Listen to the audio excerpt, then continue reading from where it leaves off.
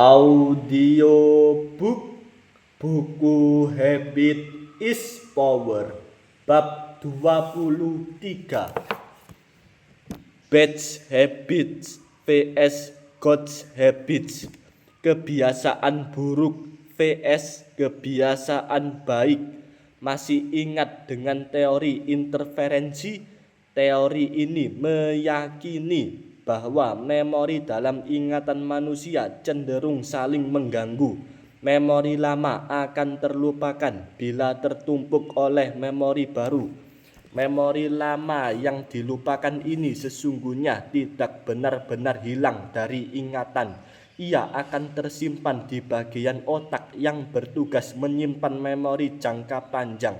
Ia hanya bisa muncul bila mendapatkan panggilan yang tepat. Dengan cara yang sama, kita dapat menghapus kebiasaan lama yang negatif dan menumbuhkan kebiasaan baru yang positif. Berusaha menghapus kebiasaan lama dengan menghindari tampaknya sulit dilaksanakan karena ada berbagai tanda cus yang selalu kita temui dalam hidup kita. Oleh karena itu, Charles Duhigg dan James Clear punya ide unik untuk melemahkan bad habits dalam otak kita, yaitu menggantinya dengan good habits. Ambil contoh lagi, seseorang yang sedang berupaya menghentikan kebiasaan buruk merokok sudah mencoba menghindari segala tanda yang bisa membangkitkan keinginannya merokok. Tetapi ia tidak bisa. Saat berangkat ke kantor, sepanjang jalan ia menyaksikan orang-orang merokok, menarik dalam-dalam, lalu menghembuskan asap rokok yang terlihat nikmat baginya. Di kantor, beberapa temannya juga merokok. Atasannya merokok. Bahkan saat makan siang, orang-orang mulai menyalakan rokok setelah usai makan. Belum lagi mulutnya sendiri terasa asam bila tidak merokok. Semua tanda ini menjadi pemicu cus atau triggers munculnya keinginan craving untuk merasakan rileks reward pada kebiasaan lamanya. Ia harus melakukan aktivitas merokok, rutine atau respon untuk mendapatkannya. Namun, karena ia sudah bertekad untuk menghentikan kebiasaan merokoknya, ia pun mengambil permen cengkeh dari sakunya dan mulai menyesapnya sebagai pengganti rokok. Bila Anda tak bisa menghindari cus atau triggers, maka ubahlah kebiasaan Anda, rutine, dengan kebiasaan baru yang lebih positif. Mengunyah permen karet setiap kali ingin merokok adalah salah satu contoh mengganti old routine dengan new routine. Apakah itu efektif? Permen karet mungkin akan menghilangkan rasa asam di mulut. Namun, keinginan mendapatkan perasaan rileks yang hilang dari nikotin rokok tidak dapat digantikan oleh permen karet biasa. Karena itu, para pecandu rokok memilih beralih pada permen karet bernikotin. Ini akan mendatangkan rewards yang sama, yaitu perasaan rileks dan dopamin yang meningkat. Namun, apakah kebiasaan baru mengunyah permen karet nikotin ini lebih sehat ketimbang kebiasaan lama merokok? Menurut para dokter, mengonsumsi permen karet nikotin juga memiliki efek negatif jangka panjang. Permen nikotin dapat menyebabkan kerontokan rambut, iritasi kulit, tekanan darah tinggi, detak jantung tidak teratur, dan resistensi insulin. Selain itu, menurut Asosiasi Paru-Paru Amerika, mengonsumsi permen karet nikotin tak boleh dilakukan lebih dari 3 bulan. Artinya, meski kebiasaan baru, new habit, mengunyah permen karet nikotin efektif untuk mengganti kebiasaan lama, old habits merokok, tetapi tetap saja memberikan dampak negatif. Justru yang ada hanya akan memunculkan masalah baru. Jangan hanya mengganti old habits dengan new habits, gantilah bad habits dengan good habits. Bagi mereka yang serius ingin berhenti merokok, para dokter menyarankan agar mengganti kebiasaan rokok mereka dengan mengunyah permen dan berolahraga. Permen akan mampu membantu mereka menyingkirkan rasa asam di mulut. Ini merupakan bagi kebanyakan pecandu rokok. Sementara berolahraga akan meningkatkan jumlah dopamin dalam tubuh sehingga kita mendapatkan ganjaran yang sama dengan merokok, yaitu perasaan rileks setelah berolahraga.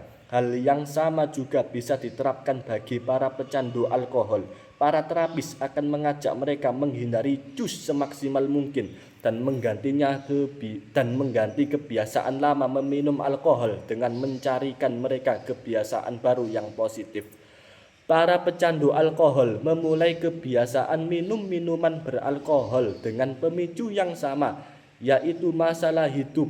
Permasalahan membuat pikiran ruwet, timbul keinginan untuk melupakan masalah yang sedang melanda. Mereka ingin mendapatkan ketenangan dan perasaan lega. Maka jalan singkat yang diambil adalah meminum minuman beralkohol. Setelah peristiwa ini berulang, terbentuklah kebiasaan meminum minuman beralkohol ini bertambah parah dengan kandungan zat di dalam alkohol yang bisa membuat perubahan kimia dalam otak manusia. Perubahan ini meningkatkan sensasi kepuasan saat meminum alkohol, sehingga ia akan makin kecanduan alkohol. Para terapis tidak berupaya menghilangkan trigger dari para pecandu alkohol, karena masalah hidup akan selalu ada. Mustahil membuat setiap orang menghindar dari permasalahan hidupnya. Oleh karena itu, para terapis berfokus untuk mengubah rutine atau respon dari para pecandu alkohol. Pemicunya tetap ada, ganjarannya juga sama. Yang diubah adalah perilaku kebiasaannya. Para terapis menyediakan forum bagi para pecandu alkohol untuk membicarakan semua permasalahan hidupnya, tidak hanya yang terkait dengan alkohol, tetapi semua masalah yang menyebabkan pikiran ruwet. Mereka diajak berbicara,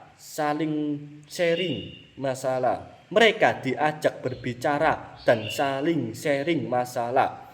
Mereka mendengarkan permasalahan orang lain akan membuat para pecandu itu sadar bahwa mereka tidak sendirian. Setiap orang memiliki masalah sendiri-sendiri. Membagi serta membicarakan permasalahan yang selama ini mereka simpan rapat-rapat akan menghadirkan perasaan lega dan rileks. Reward yang sama mereka dapatkan bila meminum alkohol. Hanya saja kali ini dengan kebiasaan baru yang positif. Segera setelah kebiasaan baru yang positif terbentuk, ia akan menekan dominasi kebiasaan lama. Para pecandu lambat laun mampu menekan keinginan untuk mengonsumsi minuman beralkohol, diganti dengan keinginan untuk bertemu dan saling cerita antar teman. Kebiasaan lama perlahan dapat dihilangkan dengan cara mengganti dengan kebiasaan baru. Namun, penting untuk diingat, jangan mengganti kebiasaan negatif dengan kebiasaan negatif lainnya. Berusahalah membangun kebiasaan baru yang positif. Pendekatan ini juga bisa kita gunakan untuk membangun kesuksesan di atas kebiasaan. Your habits will determine your future. Jadi, mulailah mendaftar kebiasaan-kebiasaan negatif apa yang selama ini masih kita jalankan dan kemungkinan besar menjadi penyebab utama kita belum berhasil menapaki tangga kesuksesan. Pahami bagaimana lingkaran kebiasaan itu terbentuk, lalu gantilah kebiasaan tersebut menjadi kebiasaan yang positif. Acangge in bad habits, let's usto acangge in life. Perubahan kebiasaan buruk membawa kita pada perubahan hidup.